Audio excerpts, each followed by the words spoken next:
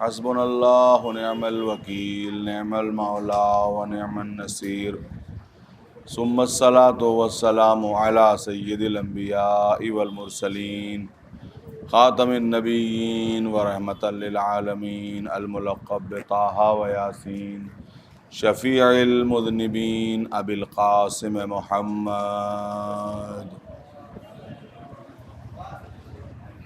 وأہل بیتہ الطیبین الطاہرین المعصومین المظلومین المنتجبین، ولعنۃ اللہ علی اعدائہم اجمعین، اما بعد فقد قال اللہ سبحانہ تعالی وتبارک فی کتابہ المبین وقولہ الحق، بسم اللہ الرحمن الرحیم، یا ایہا الذین آمنوا استجیبوا للہ وللرسول اذا دعاکم لما یحییکم۔ صلوات پڑھیں محمد اور آل محمد پر۔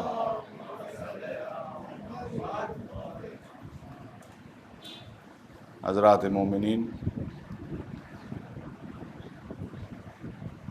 قرآن مجید کی ایک مختصر سی آیت میں نے آپ کے سامنے پڑھی ہے، اور اسی کے ذیل میں چند باتیں آپ کے سامنے رکھنا ہیں،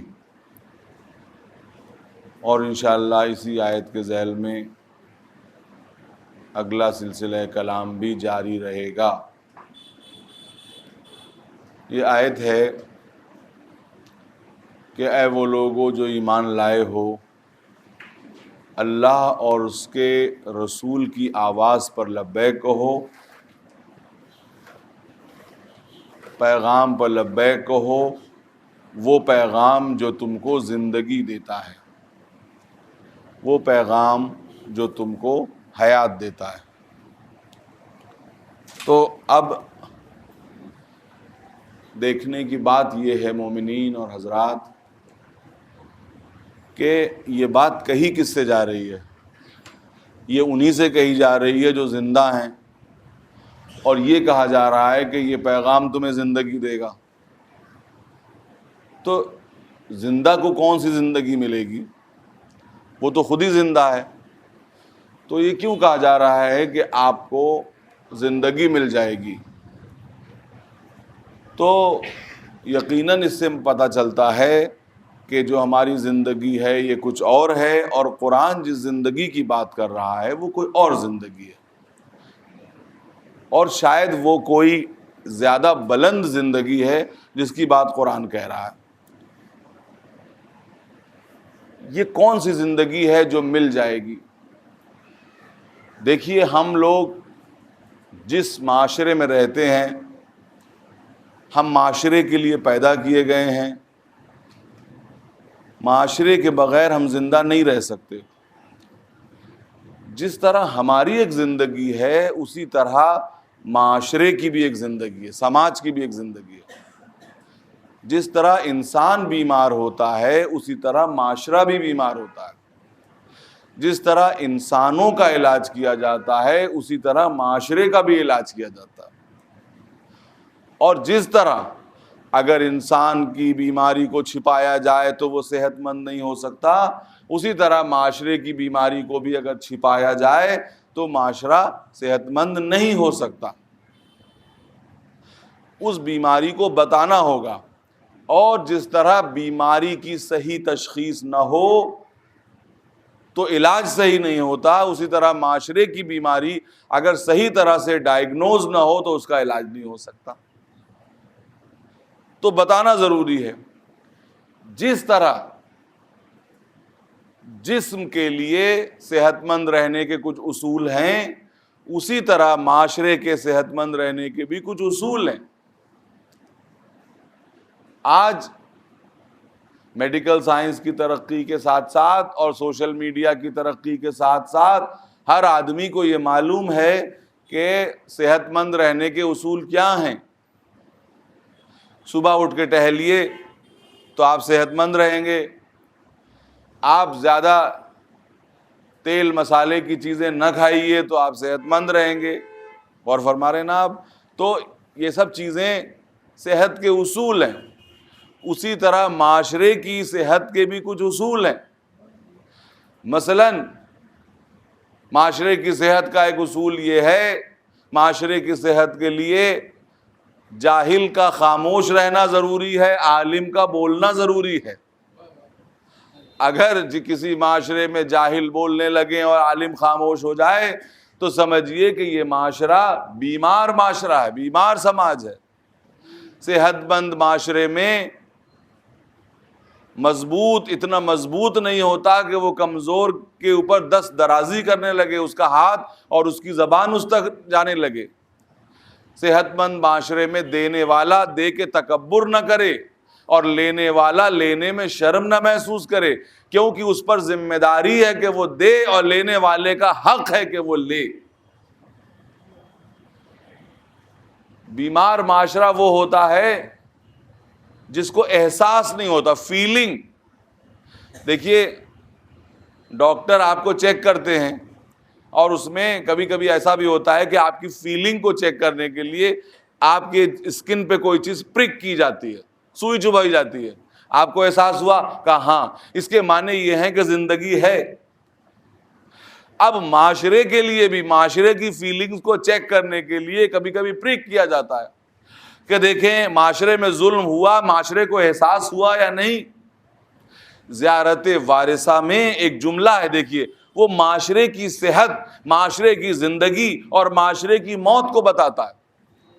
لعن اللہ امتن قتلت کا ولعن اللہ امتن ظلمت کا۔ یہ بات آپ سمجھ گئے کہ اس امت پر لعنت جس نے آپ پر ظلم کیا، اس امت پر لعنت جس نے آپ کے اوپر، جس نے آپ کو قتل کیا۔ ولعن اللہ امتن سمعت بذالک فرضیت بے، اس امت پر بھی لعنت ہو جس نے اس ظلم کو سنا اور وہ اس پر راضی رہ گئی۔ اگر راضی ہو گئی اس کا مطلب اس کے اندر سینسٹیونیس نہیں پائی جا رہی ہے، تو یہ اس کے مرض کی علامت ہے، یہ اس کی موت کی علامت ہے۔ اس لیے کہ جب معاشرہ صحت مند ہوتا ہے تو اس کے اندر سینسٹیوٹی پائی جاتی ہے۔ تو میرے دوستو، میرے بزرگوں، یہ جو آیت کہہ رہی ہے اللہ اور اس کے رسول کی آواز پر لبیک کہو، یہ تمہیں زندگی دیتی ہے، تو یہ زندگی تمہاری معاشرتی زندگی کی بات ہو رہی ہے، تمہاری انڈیویجول، تمہاری فرد کی زندگی کی بات نہیں ہو رہی ہے۔ فرد کی زندگی کے طور پہ تو تم زندہ ہو، مگر معاشرے کے طور پر بھی تم زندہ ہو جاؤ۔ ایک مقام پر قرآن کہتا ہے یا ایھا الذین آمنوا آمنو، اے ایمان والو ایمان لاؤ۔ ابھی جس کے پاس ایمان ہے وہ کیا ایمان لائے گا؟ قرآن ہی تو کہہ رہا ہے کہ اے ایمان والو ایمان لے کے آؤ۔ تو ایمان والو ایمان لے کے آؤ کا کیا مطلب ہے؟ کہ پہلی بات جو کہا گیا آمنو، وہ اس لیے کہا گیا کہ تمہیں یہ دعویٰ ہے کہ تم مومن ہو، تو لو ہم بھی مانے لیتے ہیں کہ تم مومن ہو، لیکن اب تم جب مومن بن گئے ہو تو ایمان کے اصلی تقاضے بھی تو پورے کرو جو ایمان کا تقاضے کی ضرورت ہے۔ تو اسی طریقے سے قرآن کہہ رہا ہے کہ زندہ تو ہو، مگر یہ تمہاری جو زندگی ہے، جس زندگی کی تم بات کر رہے ہو، جس کے مرنے سے تم بہت ڈرتے ہو، وہ کون سی زندگی ہے؟ وہ زندگی ہے کہ جب رگوں میں خون دوڑ رہا ہو، جب دل دھڑک رہا ہو، جب جسم گرم ہو، جب اعضاء و جوارح رسپونڈ کر رہے ہوں، جب آنکھوں میں ٹارچ ماری جائے تو پتلیاں سکڑ رہی ہوں اور پھیل رہی ہوں، ایکسپینڈ کر رہی ہوں اور سکڑ رہی ہوں۔ بھئی ڈاکٹر یہی سب چیزوں کے ذریعے سے تو موت و حیات کا پتہ لگاتا ہے۔ خدا نہ کرے اگر کسی کے مرنے کی بات آ جائے تو کچھ لوگ تو خود ہی بتا دیتے ہیں، اتنے تجربے کار ہوتے ہیں، لیکن آخری فیصلہ کس کا ہوتا ہے؟ ڈاکٹر کا ہوتا ہے۔ ڈاکٹر آیا کیسے فیصلہ کرتا ہے؟ کیا وہ حیات اور موت کے راز سے واقف ہے؟ راز سے واقف نہیں ہے۔ اگر راز سے واقف ہوتا تو مردے کو زندہ کر دیتا۔ لیکن ڈاکٹر کیا کہتا ہے؟ وہ یہ کہتا ہے ہماری کچھ علامتیں ہیں، آپ نے ایسے لگایا تھا، ہم آلہ لگا کے اسٹیتھوسکوپ لگا کے دیکھے لیتے ہیں، دل دھڑک رہا ہے تو زندہ، دل دھڑک نہیں رہا ہے تو مردہ۔ ہم انجیکشن لگا کے دیکھتے ہیں، اگر انجیکشن پاس ہو رہا ہے تو زندہ، نہیں پاس ہو رہا ہے تو مردہ۔ جسم کو دیکھتے ہیں، گرم ہے تو زندہ، سرد پڑ گیا تو مردہ۔ لیکن دیکھیے قرآن کریم کی جو ڈیفینیشن ہے زندہ اور مردہ کی وہ ذرا سا ڈیفرنٹ ہے۔ وہ کیا بتاؤں گا آپ کو کہ قرآن کبھی کبھی لاشوں کو زندہ کہتا ہے اور زندہ کو لاشیں کہتا ہے۔ قرآن کبھی کبھی لاشوں کو زندہ کہتا ہے، زندہ کو لاشیں کہتا ہے۔ کبھی کبھی میدان میں پڑی ہوئی کٹی پھٹی لاشوں کے لیے ارشاد ہوتا ہے کہ جو اللہ کی راہ میں مر جائیں ان کو مردہ نہ کہو بلکہ وہ زندہ ہیں۔ اور کبھی کبھی یہ کہتا ہے کہ معاشرے میں بہت سے لوگ ہیں جو اپنی لاشوں کو اپنے کندھوں پہ لیے پھر رہے ہیں، چلتی پھرتی لاشیں۔ تو یہ کون سی زندگی ہے؟ تو قرآن بیان کرے گا کہ دیکھو وہ جو زندگی کی بات تم کر رہے ہو رگوں میں خون دوڑنے والی، وہ زندگی تو حیوانوں کے پاس بھی ہوتی ہے۔ یہی چیز ہے، کتے کی رگوں میں بھی خون جاری ہوتا ہے، اس کا دل بھی دھڑکتا ہے۔ لیکن ہاں اگر تم اصل زندگی چاہتے ہو تو اس زندگی کی بات کرو جو انسانی زندگی ہوا کرتی ہے۔ انسانی زندگی حیوانی زندگی سے ذرا اوپر ہوتی ہے۔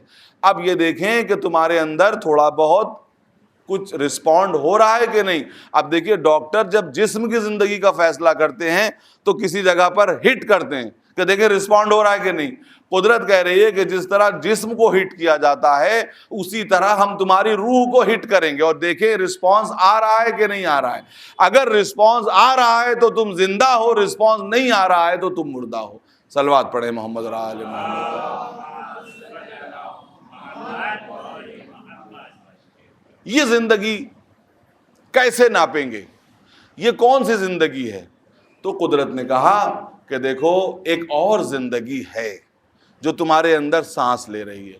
وہ کون سی زندگی؟ وہ تمہارے ضمیر کی زندگی، وہ تمہاری فطرت کی زندگی۔ یہ فطرت کی زندگی کیسی ہوتی ہے؟ قدرت نے کہا کہ دیکھو جب ہم بچے کو پیدا کرتے ہیں، چاہے وہ ہندو ہو، مسلمان ہو، عیسائی ہو، یہودی ہو، جو ہو، جب پیدا ہوتا ہے تو فطری طور پر برائی سے نفرت کرتا ہے، اچھائی کی طرف جھکتا ہے۔ آپ بتائیے بچہ جھوٹ بولتا ہوا پیدا ہوتا ہے یا دنیا میں جھوٹ سیکھتا ہے؟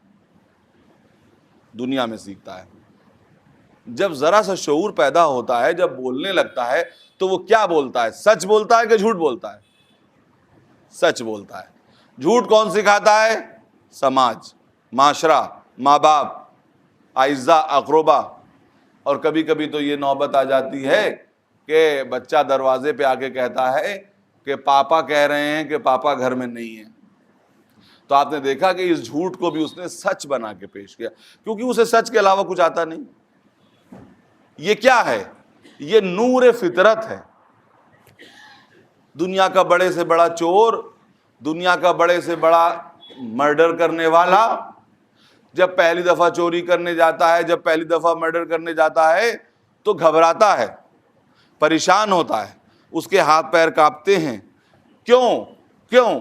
اس لیے کہ ایک اندر ضمیر بیٹھا ہوا ہے جو اسے ملامت کر رہا ہے۔ کیوں صاحب یہ ہوتا ہے یا نہیں ہوتا؟ ہوتا ہے، ضرور ہوتا ہے۔ کوئی بہت بڑا پروفیشنل مرڈر کرنے والا جب پہلی دفعہ مرڈر کرنے جاتا ہے تو گھبراتا ہے، پریشان ہوتا ہے۔ کیوں پریشان ہوتا ہے؟ اس لیے کہ ایک ضمیر ہے جو اسے ملامت کر رہا ہے، جو اس سے کہہ رہا ہے کہ یہ بری چیز ہے مت کرو، لیکن وہ ضمیر کی آواز کو نہیں سنتا اور مرڈر کر دیتا ہے۔ جب کر دیتا ہے اور دوسری دفعہ جاتا ہے تو وہ آواز پھر آتی ہے، مگر وہ تھوڑی سی دھیمی ہو جاتی ہے۔ کیوں دھیمی ہو جاتی ہے؟ کہ پہلی دفعہ جب کہا تھا تو اس نے نہیں مانا تھا، پھر تیسری دفعہ مرڈر کرنے جاتا ہے پھر وہ آواز آتی ہے، یہاں تک کہ جرم کرتے کرتے ایک ایسی منزل آ جاتی ہے کہ جہاں پر صرف جرم رہ جاتا ہے، احساس جرم ختم ہو جاتا ہے۔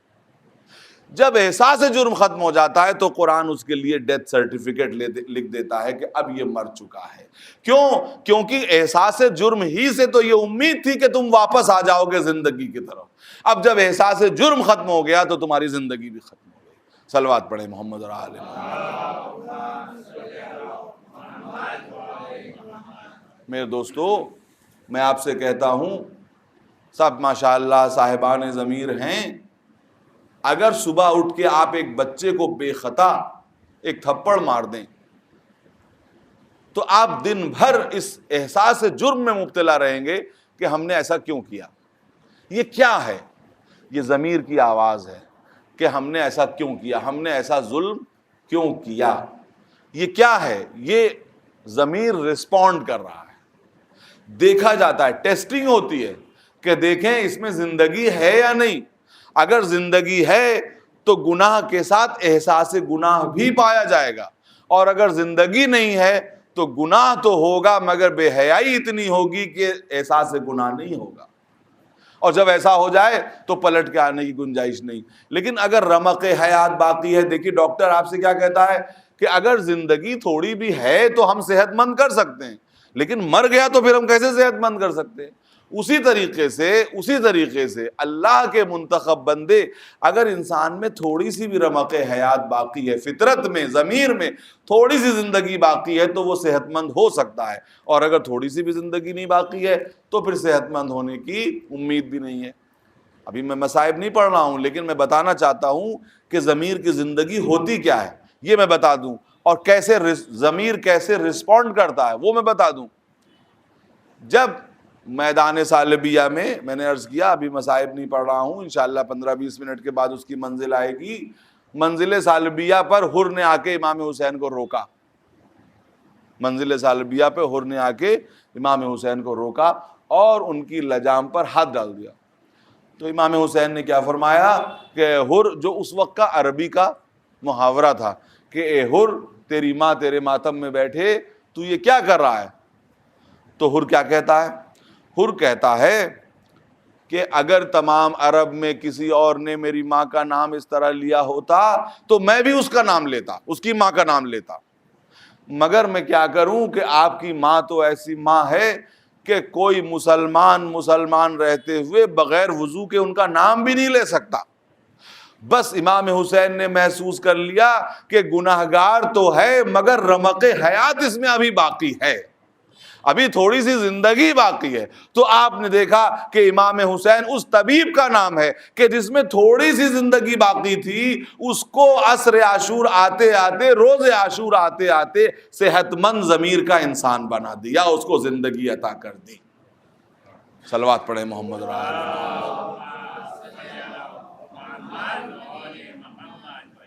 آپ نے غور فرمایا کہ یہ کون سی زندگی کی بات اسلام کر رہا ہے. اسلام اس آیت میں اس زندگی کی بات نہیں کر رہا ہے کہ جس میں خون رگوں میں دوڑتا ہے, بلکہ اس زندگی کی بات کر رہا ہے کہ ضمیر کے اندر جو ویلیوز اور اقدار ضمیر کے اندر دوڑتی ہے نا. اور یہ دیکھا جائے اب قرآن کیا کہنا چاہ رہا ہے, کہنا کیا چاہ رہا ہے کہ انسان کی زندگی اور موت کو اس بات سے ٹیسٹ کرو جیسے ڈاکٹر زندگی کو ٹیسٹ کرتا ہے کہ رسپونڈ کر رہا ہے جسم کے نہیں, اسی طرح سے نیکی کی بات سے اس کو ٹیسٹ کرو.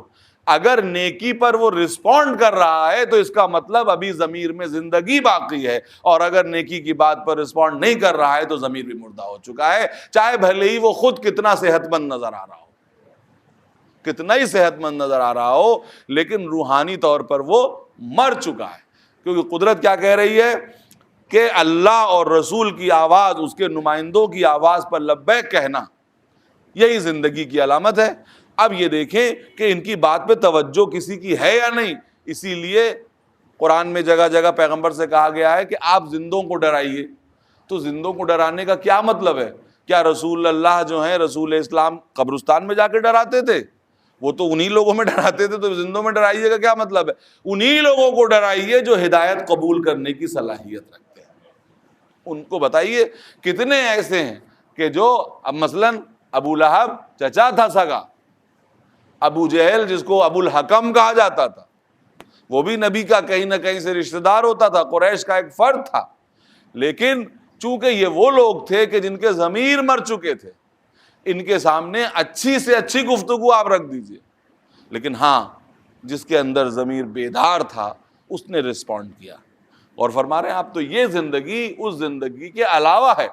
اب کوئی اس زندگی پر عمل کرتے ہوئے اللہ اور رسول کی آواز پر لبیک کہتے ہوئے اگر دنیا سے چلا جائے تو قرآن کی نظر میں وہ قیامت تک زندہ ہے، اور اگر کوئی اس پر لبیک نہ کہے تو وہ جائے کہ غذا بھی کھا رہا ہو، ٹہل بھی رہا ہو، لیکن قرآن کی نظر میں وہ چلتی پھرتی لاش ہے جو اپنی لاش کو کندھوں پہ لیے ہوئے پھر رہا ہے۔ یہ قرآن کی ڈیفینیشن ہے۔ میں سمجھتا ہوں کہ شاید یہ بات اچھی طرح سامعین کی اذہان عالیہ تک پہنچ گئی ہے۔ ایک مرتبہ صلوات پڑھیں محمد اور آل محمد پر۔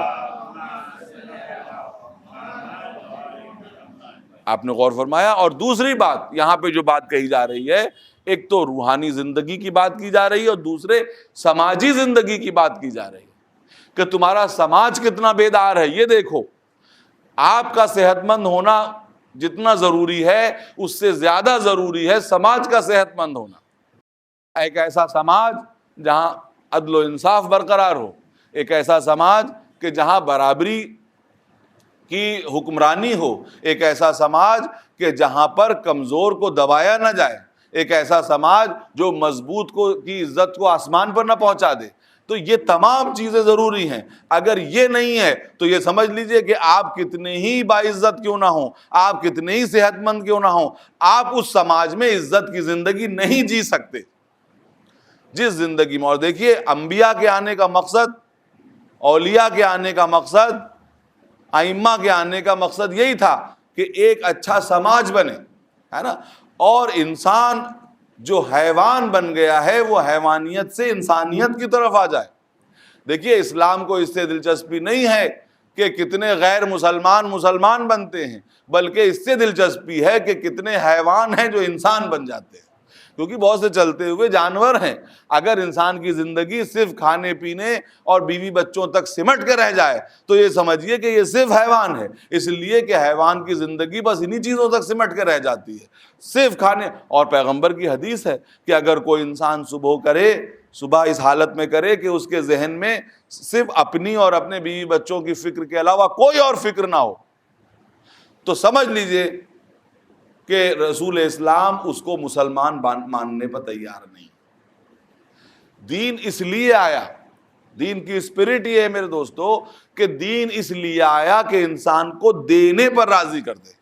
انسان اپنی ہوس کا پتلا ہے جو ہمیشہ لے لینا چاہتا ہے۔ حیوانیت بھی لے لینا سکھاتی ہے۔ آپ نے کوئی حیوان ایسا دیکھا کہ جو دے دینا چاہتا ہو؟ نہیں، حیوان لے لینا جانتا ہے، دینا نہیں جانتا۔ قدرت یہ کہتی ہے کہ ہم تمہیں اپنے آئینے کی طرح بنانا چاہتے ہیں۔ اللہ کی تمام صفات کو اگر نچوڑیں تو ایک صفت بنتی ہے کہ وہ بے نیاز ہے، وہ دینا جانتا ہے، وہ لینا نہیں جانتا، وہ دینا جانتا ہے۔ وہ یہ چاہتا ہے کہ دیکھو میری اس صفت کو فالو کرتے ہوئے تم بھی دینے والے بن جاؤ، لینے کی عادت نہ ڈالو، دینے کی عادت ڈالو۔ جب تم دینے کی عادت ڈالو گے تو تمہارے اندر الہی صفات آ جائیں گے۔ دینے پہ تیار ہو جائے انسان، اپنی پسینے کی کمائی ہوئی دولت میں کسی اور کا حق قبول کر لے۔ کتنی بڑی بات ہے حضور۔ آج دنیا یہ کہتی ہے کہ دین لے لینا سکھاتا ہے، دین چھین لینا سکھاتا ہے، دین نفرت کرنا سکھاتا ہے، دین جھگڑا کرنا سکھاتا ہے، دین خون بہانا سکھاتا ہے۔ بھائی، دین اس لیے آیا تھا کہ آپ اپنی دولت میں کسی غریب کا حق تسلیم کرنے پر تیار ہو جائیں۔ خود وہ دولت جس کو آپ نے اپنے صلاحیت سے کمایا، وہ دولت جس کو آپ نے اپنے پسینے سے کمایا، وہ دولت کہ جس کے لیے محاورتاً خون پسینہ لفظ استعمال کیا جاتا ہے، لیکن اس کو آپ دوسرے کا حق بھی تسلیم کر لیجیے۔ دیکھیے کتنا نازک مزاج ہے اس دین کا کہ پہلے تو آپ کمائیں تو جائز طریقے سے، کہیں ایسا نہ ہو۔ اب کمانے میں جائز اور ناجائز کا کیا مطلب ہے؟ اس لیے کہ اگر تم نے ناجائز طریقے سے کمایا تو تمہاری زندگی کا سامان تو ہو جائے گا، سماج کی موت کا سامان فراہم ہو جائے گا۔ تو سماج کی موت کے لیے تمہیں کمانا بھی ہے تو جائز انداز میں، اس کے بعد تم نے حقوق ادا کیے، حقوق ادا کرنے کے بعد وہ جائز غذا کھانے کے لیے تم اپنے گھر میں بیٹھے، دسترخوان بچھا، بیوی نے انواع و اقسام کی چیزیں تمہارے سامنے لا کے لگا دی، وہ سب کھانا تمہارے لیے جائز ہے۔ آپ نے لقمہ اٹھایا، اپنے منہ تک لے گئے، دین کی آواز آئی، بس ذرا ایک لمحے کے لیے رک جاؤ، ایک آخری بات اور دیکھ لو، اس کے بعد کھا لینا۔ وہ کیا ہے کہ بس اتنا اور انشور کر لو کہ کہیں تمہارا پڑوسی تو بھوکا نہیں بیٹھا ہوا ہے، اور اگر تمہارا پڑوسی بھوکا بیٹھا ہوا ہے تو تمہارا کھا لینے کو ہم قبول کرنے کے لیے تیار نہیں ہیں۔ اور یاد رکھو کہ اس پڑوسی کے لیے مذہب کی قید نہیں ہے، وہ ہندو ہو، وہ اہل کتاب ہو، وہ پارسی ہو، وہ زردشتی ہو، کوئی مذہب کا ماننے والا ہو، اگر تمہارا پڑوسی ہے تو اس کو کھلانا تمہارا فرض ہے۔ آپ بتائیے کہ کہاں ایک طرف مذہب کا یہ تصور ہے اور کہاں دنیا مذہب کا وہ تصور پیش کرتی ہے۔ مذہب یاد رکھیے کہ ہمیشہ انسان کے ضمیر کو جھنجھوڑتا ہے اور ضمیر کو ایڈریس کرتا ہے میرے دوستو۔ اب آپ یہ بتائیے کہ جس دین کا اتنا نازک مزاج ہو، وہ چاہتا ہے کہ آپ اپنے بچوں کو کھلائیں، مگر وہ یہ بھی چاہتا ہے کہ اگر پڑوس میں کوئی بچہ ایسا ہے کہ جس کا باپ اسے نہیں کھلا سکتا تو ان پھلوں کے چھلکے آپ اپنے دروازے پر نہ پھینکیے۔ کتنی بڑی بات ہے اور کتنی نازک مزاجی ہے دین کی کہ وہ یہ کہنا چاہتا ہے کہ دیکھو معاشرے کی زندگی اس میں ہے۔ تمہارا جسم کھا کے خوش ہوتا ہے لیکن معاشرہ کھلانے پر بہتر بنتا ہے۔ اگر کھلا کے کھاؤ گے تو دیکھو جسم کے تقاضے بھی پورے ہو جائیں گے، روح کے تقاضے بھی پورے ہو جائیں گے۔ پہنا کے پہنو گے تو جسم بھی صحیح رہ جائے گا اور روح بھی برہنہ نہیں ہو پائے گی۔ صلوات پڑھیں محمد اور آل محمد۔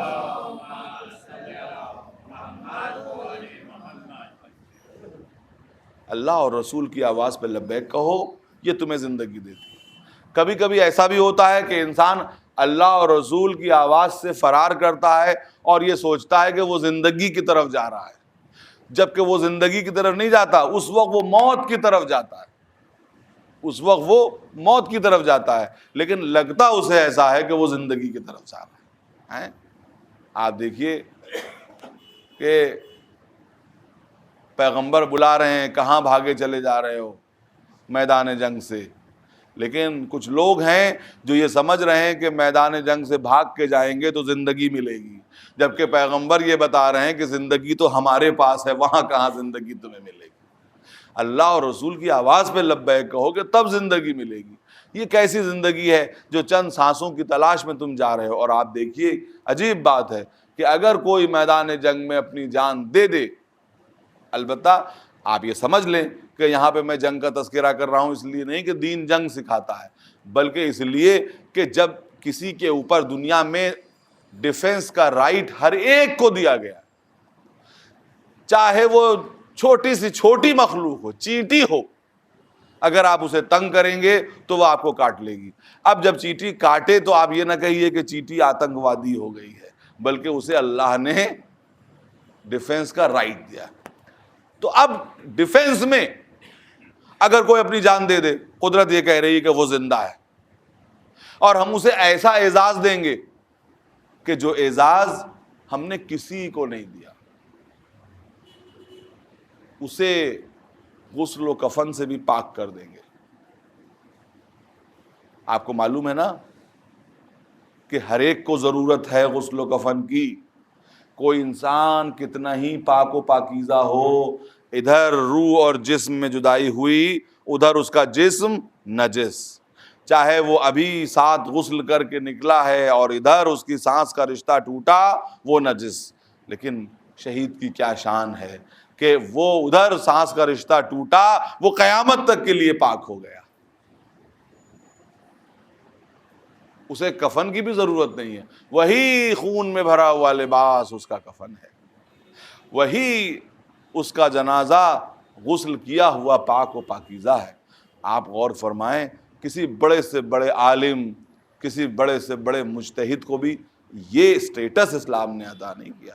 یہ فقہ ہے، دیکھیے فقہ ہے، اس میں مجھے کہنے کا کوئی حق نہیں ہے، کوئی سٹیٹس نہیں عطا کیا۔ یہ کیوں اتنا بلند ہوا؟ اس کی وجہ یہ ہے کہ اس نے جو جان دی ہے، یہ اپنے جسم کی جان دی ہے سماج کی زندگی کے لیے۔ سماج میں سب کی ضرورت ہے، سماج میں ڈاکٹر کی بھی ضرورت ہے، سماج میں انجینئر کی بھی ضرورت ہے۔ آپ بس تھوڑی دیر متوجہ رہیں، میں 10 منٹ کے اندر انشاءاللہ مجلس کو ختم کر رہا ہوں۔ سماج کو ڈاکٹر کی بھی ضرورت ہے، سماج کو انجینئر کی بھی ضرورت ہے، سماج کو بزنس مین کی بھی ضرورت ہے، سماج کو ہر ایک کی ضرورت ہے، مگر یاد رکھیے سماج میں یہ سب چیزیں اسی وقت ہیں جب سماج میں امن قائم ہو. آپ بزنس حضور کب کریں گے؟ جب امن قائم ہوگا تبھی تو کریں گے. اور اگر سماج میں امن ہی نہ قائم ہو تو آپ اپنے گھر میں بیٹھیں گے. ڈاکٹر علاج تبھی تو کرے گا کہ جب امن قائم ہو. انجینئر بلڈنگ تبھی تو بنائے گا جب سماج میں امن قائم ہو. تو یہ تمام لوگ محتاج ہیں سماج کے امن کے، اور سماج کا امن محتاج ہے شہیدوں کے خون کا، کیونکہ وہ شہید اپنے خون کے ذریعے سماج میں امن قائم کر دیتا ہے. کرتا ہے کہ نہیں کرتا ہے؟ جب وہ امن قائم کر دیتا ہے تو ہم سب کو اپنے اپنے ہنر کو دکھانے کا موقع مل جاتا ہے، چاہے کوئی بھی ہو. میں ایک ادنا سا ٹیچر ہوں، لیکن یاد رکھیے حضور، میں ٹیچ تبھی تو کروں گا جب امن ہوگا، جب کلاس لگے گی، جب اسٹوڈنٹ آئیں گے. اور جب ایسا نہ ہو تو میں اپنے فن کا کیا مظاہرہ کر سکتا ہوں، یا کوئی بھی اپنے فن کا کیا مظاہرہ کر سکتا ہے؟ پتہ چلا کہ سماج کے سب محتاج، اور سماج ان لوگوں کا محتاج جو اپنی جان دے کے سماج میں امن و امان قائم کرتے ہیں. یہ ڈیفنس ہے. آپ کو معلوم ہے کہ دین نے کبھی بھی کہیں بھی، یہ میرا دعویٰ ہے کہ کبھی بھی آفینسو وار کو اپروو نہیں کیا، انڈورس نہیں کیا، بالکل نہیں. یہی وجہ ہے کہ مسلمانوں کی سب سے بڑی مصیبت یہی ہے کہ انہوں نے نبی کی وفات کے بعد یہ سمجھا کہ ہم زمین کو فتح کریں. قرآن یہ چاہتا تھا کہ اخلاق کے ذریعے تم انسانیت کو فتح کرو، علم کے ذریعے کائنات کو فتح کرو. انہوں نے سمجھا کہ ہم تلوار کے ذریعے زمین کے ٹکڑے فتح کر لیں گے. مگر جو اسلام کا سب سے بڑا سپاہی تھا، کون؟ جس کا نام علی ابن ابی طالب ہے، وہ ان پوری جنگوں میں کہیں نظر نہیں آتا. کیوں؟ اگر یہ جہاد ہیں تو پھر علی کیوں نہیں ہے؟ معلوم یہ ہوا کہ علی کے عمل نے بتا دیا کہ یہ جتنی باتیں ہیں علی اس سے اتفاق نہیں رکھتے ہیں. صلوات پڑھیں محمد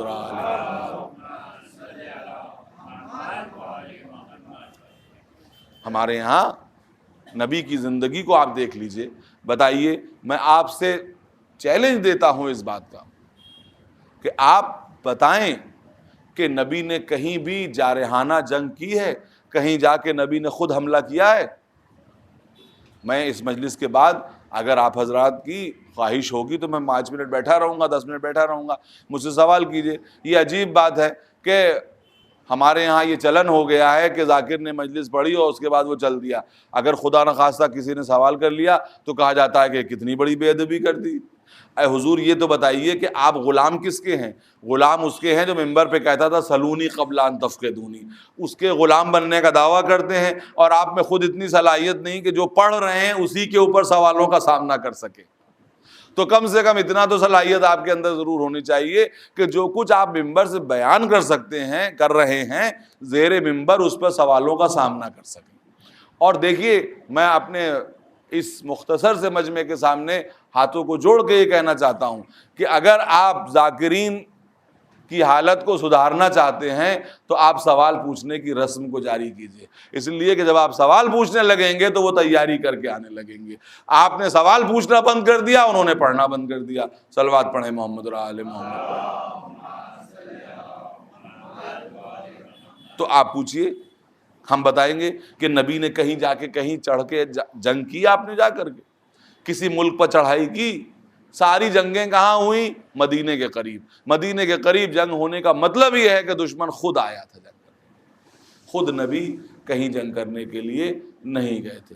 تو میرے دوستو، قدرت یہ کہہ رہی ہے کہ زندگی صرف، یہ سمجھ لیجئے، زندگی صرف وہ زندگی نہیں ہے کہ جو رگوں میں خون بن کے دوڑتی ہے. زندگی صرف وہ زندگی نہیں ہے جو دل میں دھڑکن بن کے رہتی ہے. زندگی صرف وہ زندگی نہیں ہے جو جسم میں حرارت بن کے رہتی ہے، بلکہ زندگی وہ ہے کہ جو سماج کے امن و انصاف کی امین بن جائے. اسی لیے کبھی کبھی زندہ رہ کے زندگی دی جاتی ہے اور کبھی کبھی جان قربان کر کے زندگی دی جاتی ہے تاکہ معاشرہ زندہ رہ سکے. عزیزو، میرے دوستو، اگر امام حسین کی قربانی نہ ہوتی تو یہ اسلام آج آپ کو اس طرح سے نظر نہ آ رہا ہوتا. یہ حسین کی قربانی ہے. کوئی مجھ سے سوال کر سکتا ہے کہ اسلام میں اور امام حسین میں یہ ڈائریکٹ رشتہ کیا ہے؟ تو میں آپ کو بتا دوں کہ رسول اسلام سے یعنی رسول اسلام کے بعد اور واقعہ کربلا سے پہلے بدھ کی جمعے کی نماز بدھ کو پڑھائی گئی، 2 کی بجائے صبح کی نماز 4 رکعت پڑھائی گئی، یہ سب شریعت اسلام سے کھلواڑ ہو رہا تھا، جبکہ ابھی نبی کو گئے ہوئے کتنے دن ہوئے تھے؟ آج بتائیے 1400 برس گزر گئے ہیں، آج کسی امام میں یہ ہمت ہے کہ 2 کے بجائے 4 رکعت نماز پڑھا دے؟ کسی امام میں یہ ہمت ہے کہ جمعے کی نماز بدھ کو پڑھا دے؟ آخر یہ کیوں ہوا؟ کہا یہ حسین ابن علی کا کارنامہ ہے کہ جب سے کربلا ہوئی اس کے بعد لوگوں نے شریعت سے کھلواڑ کرنا چھوڑ دیا۔ یہ کربلا کا کارنامہ ہے میرے دوستو، اور اس کے لیے امام حسین نے کیسے لوگوں کو جمع کیا تھا، جو جسمانی زندگی کو زندگی نہیں سمجھتے تھے، ابدی زندگی کو زندگی سمجھتے تھے۔ اور اگر کسی کو میرے کہنے پہ اتنی دیر کی تقریر پر شک ہے تو وہ خود امام حسین کی ذات کو دیکھ لے کہ وہ جسم جو 1400 برس پہلے ختم ہو گیا لیکن آج تک مومنین کے دل میں زندہ ہے۔ امام حسین صرف زندہ نہیں ہیں، خود زندگی بن گئے ہیں۔ زندہ اور زندگی کا فرق کیا ہے؟ زندہ اور زندگی کا فرق یہ ہے کہ زندہ وہ ہے کہ جس کو لوگ یاد کریں، زندگی وہ ہے کہ جو اس کے ساتھ مل جائے وہ زندہ ہو جائے۔ جس زمین پر حسین قدم رکھ دیں وہ زمین زندہ ہو جائے، جن خیموں میں قیام کر لیں وہ قیام زندہ ہو جائے۔ جانور کبھی قابل ذکر نہیں ہوتے لیکن جس جانور پر حسین سوار ہو جائیں وہ آج تک زندہ ہو جائے۔ یہ کیا ہے؟ یہ زندگی کی علامت ہے یا نہیں؟ آپ بتا دیجئے مجھے، اگر آپ بتا سکیں تو مجھے بتا دیں کہ زندگی کی علامت ہے کہ نہیں۔ آج تک شبیہ ذوالجناح کیوں نکل رہی ہے؟ ذوالجناح کا کارنامہ نہیں ہے، کارنامہ حسینی ہے۔ بس یہاں تک اگر میں بات کو لے آیا تو میں اپنے بالکل محترم مجمع کے سامنے ہاتھ جوڑ کے یہ کہوں کہ میرے دوستو، آپ نے شبیہ ذوالجناح تو بنائی، بے شک صحیح بنائی، لیکن کیا نہ بہتر ہوتا کہ اپنے کرداروں کے اندر، اپنے ضمیر کے اندر امام حسین کے کردار کی شبیہ بھی بنانے کی کوشش کرتے تاکہ کربلا کا مقصد پورا ہو جاتا۔ اگر کسی جانور نے کوئی کارنامہ انجام دیا ہے تو ہم اس کا بھی حق ادا کرتے ہیں۔ یہ کون جانور ہے؟ یہ وہ جانور ہے کہ جو حسین کی طرح 3 دن کا بھوکا و پیاسا تھا۔ یہ وہ جانور ہے کہ جس کے لیے امام حسین نے کہا تھا کہ میرے اسب باوفا آخری وقت میں مجھے وہاں تک پہنچا دے کہ جو میری آخری منزل ہے۔ امام کے ساتھ ہر موقع پر یہ جانور موجود ہے۔ اللہ اکبر۔ تو آپ بتائیے کہ اس کی یاد منائی جا سکتی ہے؟ تو جب اس کی یاد منائی جا سکتی ہے تو جس نے سب کو زندگی دی اس کی یاد منانا بدعت کیسے ہو سکتا ہے؟ ارے اس کی یاد ہی سماج کی زندگی کی علامت ہے۔ جب تک ہم اس کو یاد کرتے رہیں گے یہ سماج زندہ رہے گا۔ جس دن ہم نے اس کی یاد کو فراموش کر دیا اس دن یہ سماج ختم ہو جائے گا۔ دیکھیے یہ قربانی بہت بلند ہے، اس قربانی کو دوبارہ کرنے کی ضرورت نہیں ہے، اس کی یاد منانے کی ضرورت ہے۔ میں آپ کو بتا دوں، جیسے فوجیں ہیں، فوجیں پریکٹس کرتی ہیں لیکن جو عظیم جنگ ہوتی ہے اس کی پریکٹس نہیں کی جاتی، اس کی یاد منائی جاتی ہے۔ اسلام میں 2 قربانیاں ہیں۔ ایک قربانی وہ ہے کہ جب جناب ابراہیم نے اپنے بیٹے کو زیر خنجر لٹایا ایک دمبا آ گیا، جیسے ہی دمبا آیا تو وَفَدَيْنَاهُ بِذِبْحٍ عَظِيمٍ کہ حضرت اسماعیل بچ گئے۔ تو کہا اس کی یاد مناؤ اور اس کو انیکٹ کرو، اس کی پریکٹس کرو، قیامت تک دمبے ذبح کیے جاتے رہیں گے، قیامت تک بکرے ذبح کیے جاتے رہیں گے، قیامت تک ناقے اور اونٹ ذبح کیے جاتے رہیں گے اس قربانی کی پریکٹس کرنے کے لیے۔ لیکن جو کچھ کربلا میں ہوا وہاں پر نبی زادہ خود زیر خنجر آ گیا، تو اب یہ کہا گیا کہ دیکھو وہ تھی کہ جس کی پریکٹس کی ضرورت تھی، یہ قربانی وہ ہے کہ جس کی یاد منانے کی ضرورت ہے۔ اس کی یاد منائی جاتی رہے گی۔ کیوں ہم منائیں اس کی یاد؟ اس لیے مناؤ کہ اس کی یاد مناتے رہو گے تو سماج میں زندگی کی رمق باقی رہے گی۔ جب تک اس کی یاد مناؤ گے مظلوم سے محبت باقی رہے گی، ظالم سے نفرت باقی رہے گی، اور سماج کی زندگی کے لیے دونوں جذبے بہت اہم ہیں۔ مظلوم یعنی ظالم پنپنے نہ پائے اور مظلوم جانے نہ پائے۔ یہ اگر ہمیں دکھتا ہے تو خدا کی قسم کربلا میں دکھتا ہے۔ امام حسین جس طرح یزید پوری تیاری کے ساتھ آیا تھا، امام حسین بھی پوری تیاری کے ساتھ آئے تھے۔ جنگ کی تیاری کے ساتھ نہیں آئے تھے، انسانیت کا ثبوت دینے کے لیے آئے تھے، اسی لیے اپنے ساتھ بچوں اور عورتوں کو لے کر کے آئے تھے۔ جنگ کرنے آئے ہوتے تو عورتوں بچوں کو لے کے نہ آتے، لیکن امام حسین اس تیاری سے آئے تھے تاکہ دشمن کے چہرے سے نقاب نوچ لے کہ دشمن صرف دشمن نہیں بلکہ درندہ ہے، دشمن صرف دشمن نہیں بلکہ حیوان ہے، اگر حیوان نہ ہوتا تو یہ میرا علی اصغر کے ساتھ کو لے کر کے پانی مانگتے وقت کیا ری ایکشن ہونا چاہیے تھا۔ میرے دوستو یاد رکھیے، ہرملہ کی خباثت نفس پردے میں رہ جاتی اگر خون علی اصغر نہ ہوتا۔ دیکھیے اگر جب عام حالات ہوتے ہیں تو انسانوں کا کیریکٹر سامنے نہیں آ پاتا، جب حالات بگڑتے ہیں تو اچھوں کا کیریکٹر بھی سامنے آتا ہے، بروں کا کیریکٹر بھی سامنے آتا ہے۔ تو ہرملہ کی خباثت کو سامنے لانے کے لیے خون علی اصغر کی ضرورت تھی۔ یہ امام حسین کی قیادت تھی میرے دوستو کہ ایک ایک شخص جو کربلا میں ہے اس کا نام آج لکھا ہوا ہے اور اس کی انفرادیت بھی دنیا کو پتا ہے کہ وہ کون ہے، کیا ہے، ورنہ 72 کی فوج کی اہمیت ہی کیا تھی۔ بس میں کہتا ہوں کہ 6 مہینے کے بچے کی کیا شخصیت ہوتی ہے، لیکن امام حسین نے اس کی شخصیت کو اتنا آسمان پہ پہنچایا کہ آج UNO کی بلڈنگ پہ حضرت علی اصغر کا تذکرہ لکھا ہوا ہے۔ یہ کیسا معصوم سپاہی ہے حسین کا کہ جس نے خود بتایا میرے دوستو، بس یہ سمجھ لیجئے کہ زندگی کیا ہوتی ہے۔ آخری بات سن لیجئے اور بات کو ختم کروں گا۔ علی اصغر نے بتایا کہ زندگی کیا ہوتی ہے۔ قرآن یہی تو کہہ رہا ہے، اللہ اور رسول کی آواز پہ لبیک کہو، اسی کا نام زندگی ہے نا۔ تو جب امام حسین کے پاس کوئی نہ رہا تو ایک مرتبہ لشکر یزید کے پاس جا کے کہتے ہیں حل من ناصر ینصرنا، کیا کوئی حسین کی مدد کرنے کے لیے تیار ہے؟ بس یہ سننا تھا کہ لشکر یزیدی کی طرف سے تو کوئی جواب نہ آیا، لیکن خیمے سے ایک شور گریہ برپا ہوا۔ گھوڑا بڑھا کے پہنچے در خیمہ پر، اے بہن میری زندگی میں یہ کیسا گریہ ہوا؟ کہا کہ بھیا ادھر آپ نے کہا حل من ناصر ینصرنا، ادھر بیشیر نے اپنے آپ کو جھولے سے گرا دیا۔ گویا یہ بچہ کہہ رہا ہے بابا کوئی لبیک کہنے والا نہیں ہے تو میں لبیک کہنے والا موجود ہوں، زندگی میرے ساتھ موجود ہے، میں چھوٹا سا ہوں لیکن بابا زندگی میرے اندر جلوہ گر ہے۔ اے بابا آپ مجھے اپنے ہاتھوں پہ لے تو چلیے، ہاں کیا ہوا کہ میں چچا عباس کی طرح خود نہیں جا سکتا، میں بھیا علی اکبر کی طرح خود نہیں جا سکتا، لیکن بابا ایک دفعہ اپنے ہاتھوں پہ لے تو چلیے، اگر فوج یزیدی کا نقشہ نہ الٹ دوں تو مجھے علی اصغر نہ کہیے گا۔ امام حسین نے ہاتھوں پہ لیا، اللہ اکبر۔ روایت کہتی ہے کہ راوی کہتا کا امام حسین دامن میں کچھ چھپا کے لا رہے ہیں۔ ہم نے یہ سوچا کہ شاید حسین قرآن لا رہے ہیں، لیکن عزیزو قرآن نہیں، قرآن ناطق کا ایک چھوٹا سا پارہ لے کے آ رہے تھے۔ لشکر یزید کے سامنے پہنچے، ایک مرتبہ دامن کو ہٹایا، ایک کملایا ہوا بچہ نکلا کہ جس کو ہاتھوں پہ بلند کیا ہے فوج ذوالفقار، اس کی ماں کا دودھ خشک ہو گیا ہے، 3 دن کا بھوکا ہو پیاسا، جاں بلب ہو چکا ہے میرا بچہ۔ یہ نہیں کہا کہ کل ہم نے تمہیں پانی پلایا تھا 1000 کے لشکر کو، آج میرے بچے کو پلا دو، بس اتنا کہا اس کو 2 بوند پانی سے سیراب کر دو، اور اگر تم سمجھتے ہو کہ میں اس کے ذریعے پانی پیوں گا تو لو میں اسے لٹائے دیتا ہوں۔ جانے کس دل سے حسین نے تھوڑی دیر کے لیے اس بچے کو جلتی ہوئی زمین پہ لٹایا اور فوراً اٹھا لیا، اتنا کہا اے بیٹا تم ولی خدا کے لال ہو، تم خود بتا دو کہ تم کتنے پیاسے ہو۔ یہ سننا تھا کہ بچے نے بڑی مشکل سے اپنی چھوٹی سی زبان نکالی اور اپنے ہونٹوں پہ پھرانا شروع کر دی۔ عزادارو قیامت آ گئی، کوئی کھڑے کھڑے رو رہا ہے، کوئی بیٹھے بیٹھے رو رہا ہے۔ عمرو بن سعد کہتا ہے ہرملہ حسین کے کلام کو منقطع کر دے۔ کیسے منقطع کر؟ 3 پھل کا تیر علی اصغر کی طرف رہا کر دے۔ عزادارو وہ تیر رہا ہوا، بچے نے اپنے گردن پہ لیا۔